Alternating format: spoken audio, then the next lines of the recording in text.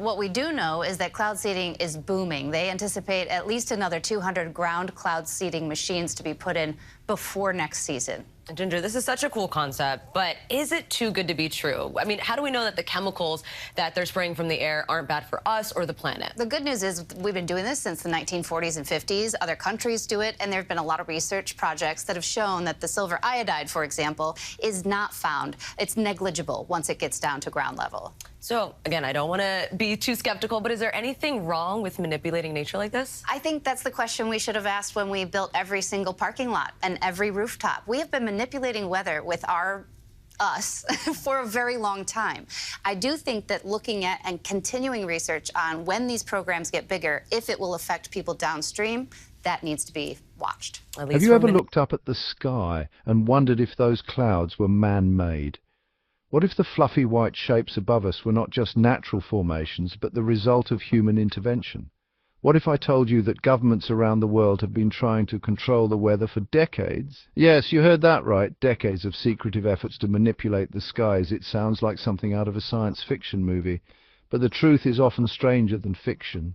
The reality is more complex and far-reaching than we might imagine. For decades, whispers of top-secret weather modification programs have circulated in the shadows. These whispers have grown louder, hinting at a hidden world of clandestine operations. Could these whispers be true? Is there more to these stories than just conspiracy theories? Is it possible that our governments possess the power to manipulate the very forces of nature?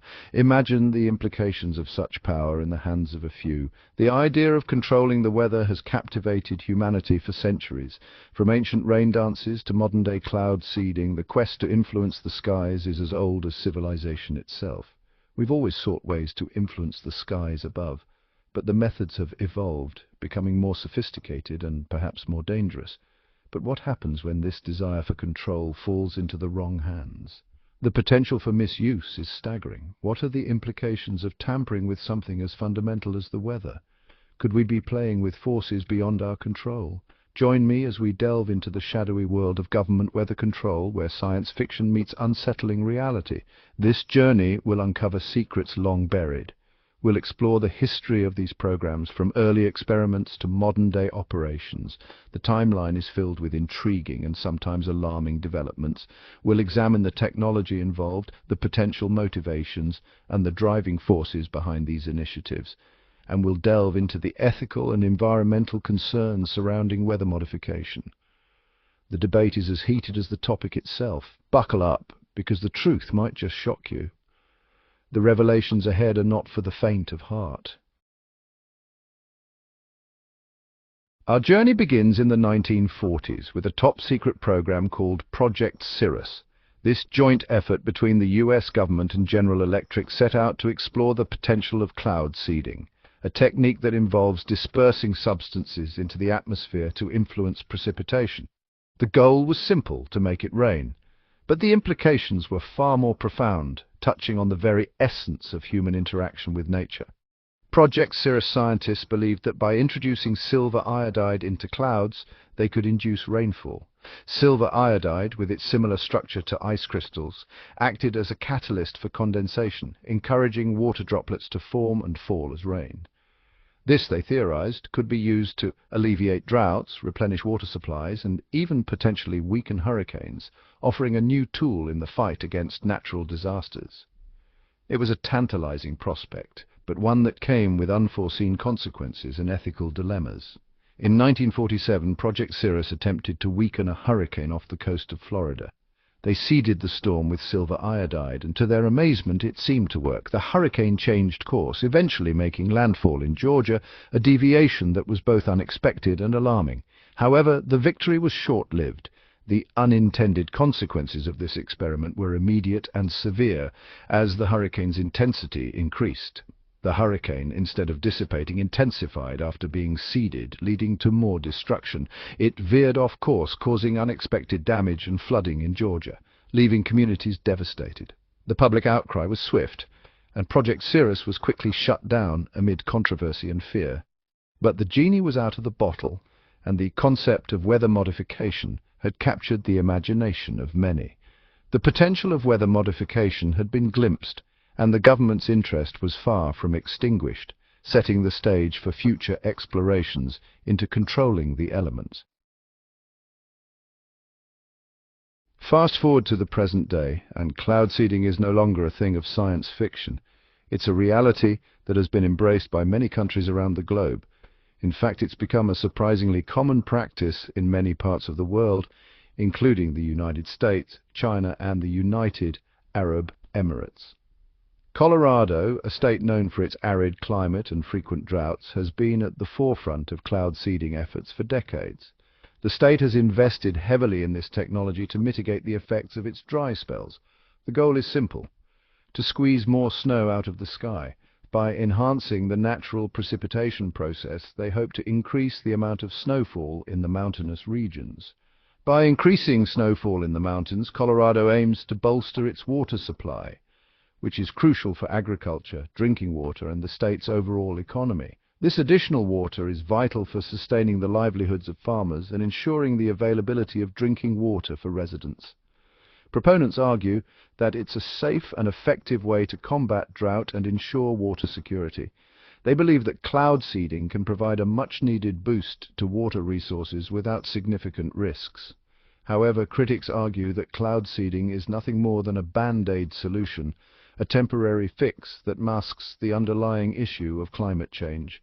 They stress that addressing the root causes of climate change is essential for long-term sustainability. Lack of conclusive evidence proving its effectiveness, and raise concerns about the potential environmental impacts of releasing silver iodide into the atmosphere. The long-term effects of these chemicals on ecosystems and human health remain uncertain. While Colorado claims its cloud seeding program is purely for water management, some suspect a more sinister agenda. The secrecy surrounding some aspects of the program has fueled speculation and conspiracy theories. Could this be a testing ground for more advanced, potentially weaponized weather modification techniques? The debate continues, with both sides presenting compelling arguments. Hurricane Helene and the lithium connection, a conspiracy, unfolds.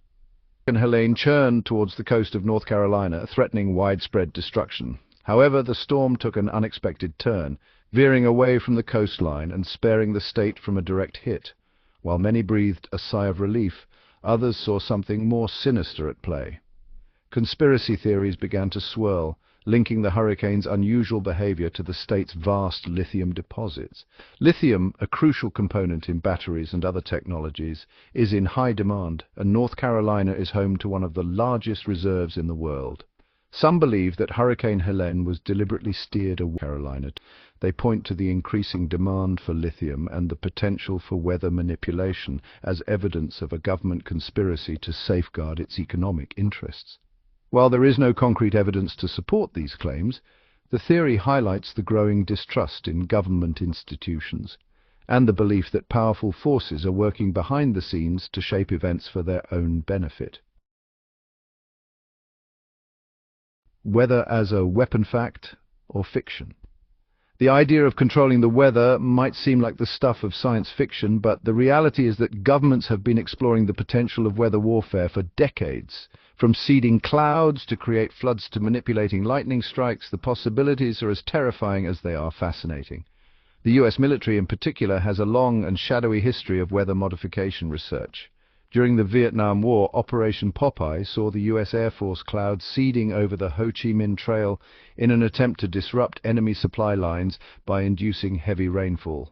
While the effectiveness of this operation remains debated, it highlights the very real potential for weather to be used as a weapon. The potential applications of weather warfare are vast and unsettling. Imagine a future where droughts could be weaponized to cripple enemy agriculture, or where storms could be steered towards enemy cities, causing widespread destruction. The ethical and legal implications of such capabilities are staggering, raising profound questions about the future of warfare and the very nature of conflict itself. Climate change and the manipulation narrative. As the debate over climate change rages on, some point to weather manipulation as a potential tool to combat its effects. Geoengineering, The deliberate and large-scale intervention in the Earth's climate system has been proposed as a way to mitigate the impacts of global warming. Proponents argue that techniques like solar radiation management, which involves reflecting sunlight away from the Earth, could buy us time to transition to a low-carbon economy. They believe that the risks of inaction in the face of catastrophic climate change outweigh the potential dangers of geoengineering. However, critics argue that geoengineering is a dangerous gamble, with unpredictable and potentially devastating consequences. They fear that tampering with the Earth's delicate climate system could have unintended and irreversible impacts, potentially exacerbating the very problems it seeks to solve. The debate over geoengineering highlights the profound ethical and scientific challenges we face in the age of climate change. Is it ethical to manipulate the climate to offset the damage we've already done? And do we truly understand the complexities of the Earth's systems enough to do so safely? The economic incentives of weather control. The potential economic benefits of weather control are staggering. Imagine being able to guarantee ideal weather conditions for agriculture, preventing crop failures and boosting yields. Or consider the tourism industry, where the ability to ensure sunny skies and calm seas could translate into billions of dollars in revenue. The allure of such power is undeniable, and it's not hard to imagine corporations and governments alike vying for control of the skies. The potential for profit is enormous, but so too are the risks. What happens when one nation or corporation gains the ability to manipulate the weather for its own economic gain, potentially at the expense of others? Could we see a future where water becomes a commodity traded and controlled by the highest bidder? The economic incentives surrounding weather control raise profound questions about fairness, equity, and the potential for exploitation. In a world where access to resources is already unequal, the ability to control the weather could further exacerbate existing disparities.